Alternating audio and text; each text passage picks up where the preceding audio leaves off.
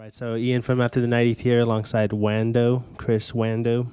So I just want to get your opinion on the storyline that's coming out from England. I know it's way too early. The offseason barely started 10 minutes ago with the conclusion of the Champions League final, but Spurs, Tottenham Hotspur are in the headlines because Conte, it's been reported, confirmed, Conte is staying. Antonio Conte as the manager. And he's going to be given a £150 million war chest to buy whatever players he wants. They're already in for Ivan Perisic from Inter. So I just want to see, do you consider Tottenham a threat now? I know you just finished watching the All or Nothing series from Amazon Prime. You know, that was Mourinho's team. He's brought some new players in like Kulevetsky. He's been a really, really key part of their turnaround, but I personally think Tottenham can be a dark horse in the UCL next year, even though that pains me to say it as a Chelsea fan.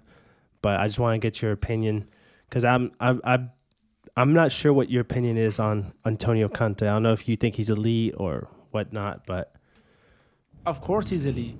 Mm-hmm. Look at what he's done with Tottenham when everybody was saying that they're not going to get far by the end of the season. And what ended up happening, he ended up getting him into the UCL, the fourth spot. That's not easy, especially with Arteta already on fire, getting Arsenal back in there. Mm-hmm. You know, so, and by the way, that was Pochettino's team. It wasn't Mourinho's. Yeah, Mourinho, I think he signed some players like Sergio Reguilon. But yeah, it was Pochettino's team in that Amazon Prime documentary. One thing I never understood is why they let go of Mourinho a few days before the final. Yeah, and then they had Mason. What I forgot is Ryan Mason or Levi, or the president. Levy, Daniel Levy. He gets so much hate. He was saying that it was because he was scared that if Mourinho stayed any longer, that key players weren't going to renew, or they were going to be unhappy and wanted to leave. Mm-hmm. So in the fear of that, he decided to sack Mourinho, which I thought was stupidity because I think if Mourinho had stayed, they would have won that. They would have cup. Finally had. They would have found a way to win that cup. Yeah. No, Tottenham fans agree with you. That was the biggest. That's why it's like Daniel Levy, the only man that would sack Mourinho before a cup final. You know, and I saw the documentary, right? He looks like he's so full of himself. Like he does. They were asking Mourinho, like, "Is it your team?" Mm-hmm. Mourinho didn't respond. Like he just kept giving. Yeah, no, it's not. It wasn't his team. Keep in mind, you have some experience with Daniel Levy getting bail during the whole transfer saga. It was all around Levy. He was like, "Oh well, he's not gonna go. He's a Tottenham player." He kept asserting that no, Bale's gonna play next year. He's not gonna go to Madrid, and that's what drove up the price. The image he has is that he's greedy. You know, he doesn't want to. He like when Harry Kane, when they were selling him when Man City wanted to buy him. He was like, no, he's £200 million. Oh, yeah, they were saying that. And they were like, what? They're like, his right foot is $200 million. Yeah. Yeah, so he has that. He has a bad image. And the thing is he'll ask top dollar for players, and then he won't invest in the squad. Like Pochettino for years did not. His summer transfer windows, they would sell like 5 players, and no one would come in. And that's because they were saying that they were really good buddies. And they had worked together for years. Yeah. And that they had each other's trust. Mm-hmm. How can you trust someone like that who doesn't even give you, the ability to sign players at will? Yeah. Or not even at will. I understand they have a budget. But just, taking into consideration who you want to bring. And that's something that they had brought up. They were saying how nowadays in the football world, it's a business, obviously. Yes. But the spending in the market has increased drastically. Wherein before, they would just... What happened to keeping players and watching them grow? Like you can never have a set team for like I don't think there's ever been a team, at least recently, that has kept a permanent squad for at least 5 years without having to sign someone. Yeah, well, you look at I don't know if that makes any sense. Yeah. Like having a squad and keeping that same squad for at least 2-3 seasons instead of bringing somebody in. yeah, you always have to do 2 Adjustments. signings every summer. Yeah, I mean, but do you have to? Oh, it's do recommended. you have yeah, to? yeah. I mean, like they were saying, what happened to growing players, growing chemistry, growing a team? Oh, yeah. Well, that's for sure. So, but you always have I departures. guess you have your no. You always need to adjust where Yeah, adjustment needs to be done. But yeah. that But was it was little- just with this story breaking. It's like, well, there's a change of course here.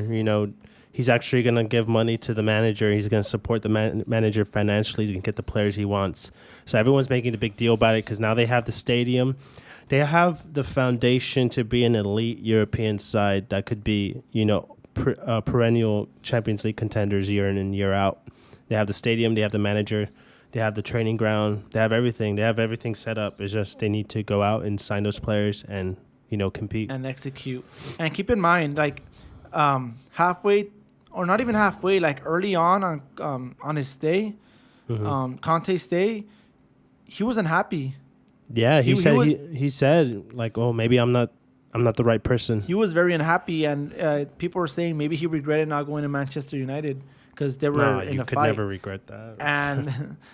And well, you see it now when he stuck to his guns and he really picked them up.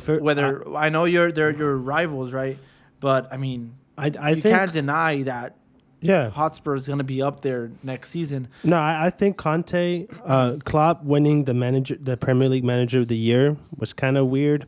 I think Conte had, of course Pep, right? But Conte was my pick. He picked up that Tottenham side, and the reputation Tottenham have in Britain is that they always bottle it, kind of like Arsenal now. They always bottle it. But Tottenham, like, if he was to bring a trophy, for sure, I guarantee they'll win a trophy, whether that's an FA Cup or an EFL Cup. They'll win something for sure. It's just a matter of what. But they can also get bounced in the group stage of Champions League and then go win the Europa League. But we'll see. I think if they do sign Perisic, is class, man. Chelsea's in for him. I think one of the big, either United or City were in for him. But it looks like he's going to choose Spurs, Because of the potential and because of Conte, Yeah. I'm assuming. So if you had to rank, I mean, it's a long way out. Yeah. If you were to rank your standings for next season, who would you say Are you talking about in the Prem or? in the Prem? I think. Okay, let's go one by one. Where do you see Man City? I think Man City and Liverpool are still the top two teams. I think. And who do you see beneath that? Spurs, Arsenal. I think leaving your hate aside for Arsenal, Yeah. right? No, Arsenal's finishing 8th, 7th. They're done, because you got City, Liverpool, then you got Spurs. I think Spurs will finish 3rd next year, if not going to finish 2nd, because you never know with injuries and stuff. And I think that next group is going to be United, Chelsea. And you still got Newcastle, and you got Aston Villa. Aston Villa's already doing business. Aston Villa. They're already doing business, man. And then you've got West Ham. West Ham are finished 7th. So if West Ham sell Declan Rice to Chelsea, they have, 100 million to spend? They can do some real damage. They can bring some players in. They're going to bring in Tati Castellanos from New York City, and we'll see what happens. But Arsenal, no. Arsenal can go spend 100 million, but they can't pick the best players, because what are you going to tell them? Oh, it's a project, and all we can give you is Europa League. And they're not winning Europa League, man. I'm just telling you that right now, because they're in there there's a bigger chance United win Europa League than Arsenal. Well, one can only hope. Yeah. I mean, I know it's still in the air that Ronaldo might stay, not stay, which it looks highly likely that he's going to stay. Yeah, I think But- I'm in the camp that he But stays with Ten Hag, United. I don't know. And then with Ralph checking in every once in a while. Yeah, he's not checking in, bro. He's done. He's checked out. Yeah.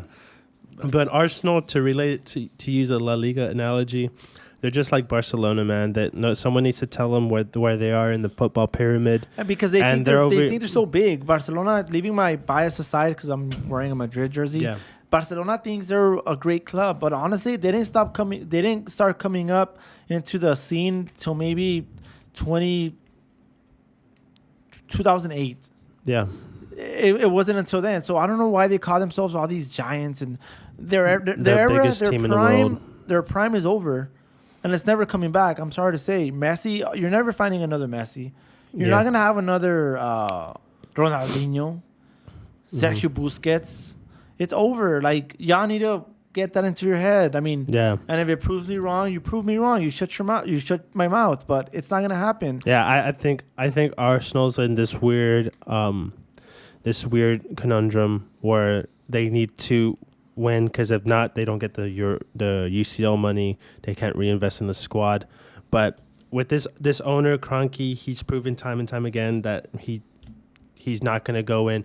Remember when they were going to sign Higuain and then they fell through? Oh, yeah. They've tried to act like they're a big club, but they're not. They're just tried. Yeah, they're and I'm happy. I'm happy if I'm right on this prediction that they'll just be mid-table mediocrity. I'll be happy, because those fans, they're just like Barcelona fans. They'll tell me 4-2, we beat you in Stamford Bridge, just like how you get the 4-0 Barcelona. These teams supposedly have history, and they're out here celebrating league wins.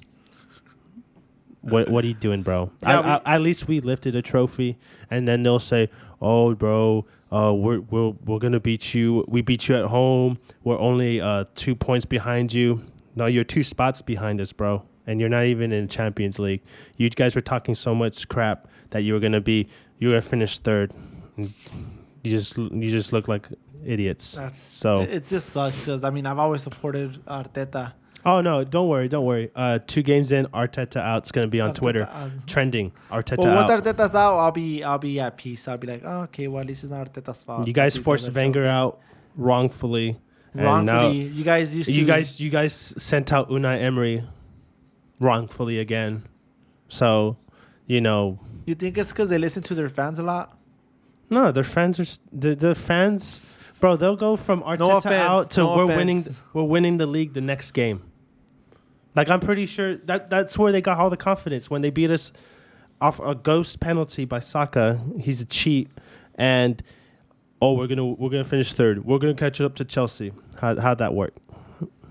You almost lost third spot. Well, yeah. Wait, close. Look. But Chelsea had attackers. Yeah, they had competent not only attackers. that, I think Chelsea had a lot going on behind the scenes. Of course, that impacted everything on the field. Of course, starting with the whole the American drama queen. Having his dad call Tuchel. No. Way before that. Don't start with Pulisic, man. Come on, we already went over this. I'm just saying. You said behind the scenes. I'm telling you. No. I'm telling you. I'm talking behind the scenes, as in, like, you had the whole club getting shut down. Yeah, but I'm telling you that's one. Why do you have to go to that real quick? Like, it's true. That's what our. But why don't you go straight at Lukaku? A hot topic. Well, don't talk. Lukaku. What about another big disappointment? Yes. Go straight to Lukaku. 97 million pounds for nothing. And Conte. Conte needs to be sold. I agree. He's lost a step. That at some point. You gotta respect him for what he did last year, but this year, respect him, but yeah, like, it's sad, bro. I respect. I have it's not like the Pulisic get out of the club. It's just, I think it's best for Conte. Like, hey, bro, he's been dealing with injuries, and he showed glimpses. Like the Leicester away this season, he was class, mate. He was class, but it's just, yeah, dude. He can't play full 90 minutes of intense football. He's just. Oh, wow. But Pulisic took off more Chelsea posts, and I'm hoping he signs with Austin FC or somewhere in America, because that's the level he's at. We're going to end this episode before it starts going back to Pulisic. No, I'm just saying. We already had an episode on that, and he still brings it up. But yeah, Arsenal, they're in the mud. They're just another Barcelona. And so to conclude it, look, Arsenal fans. Arsenal fans are so ridiculous. They could have Thierry Henry managing the side, and they'll say Thierry Henry out. That's the type of fan base they have. They'll tell they will throw stuff on his statue outside the Emirates, bro. Wow. That's the type of fan base you're defending. No offense, that's coming from me and not from me. Yeah, no, that's me. But No, let's they wrap already it. know who Let's I am. wrap They it already up. know who I am. The So Arsenal fans. Spurs, yeah, I do believe they're going to be a black horse in the Dark Premier horse. League. Yeah. And a black horse. I've never heard anyone say black horse. So I do think they're going to be a dark horse. Yeah. So Yeah, I think Chelsea. I don't see them winning the UCL. I think the teams that can win UCL is either from England's going to be either Liverpool or Tottenham. I think those are my two. ooh, imagine Spurs finally wins it. They were in the final. They were in the final recently, so it's possible. And with Conte, I think it's a true. It's not stuff of dreams. I think it could be a possibility. With Conte, they con. All right, that was bad. All right. Yeah. Spurs up the Spurs. COYS. Come on, you Spurs.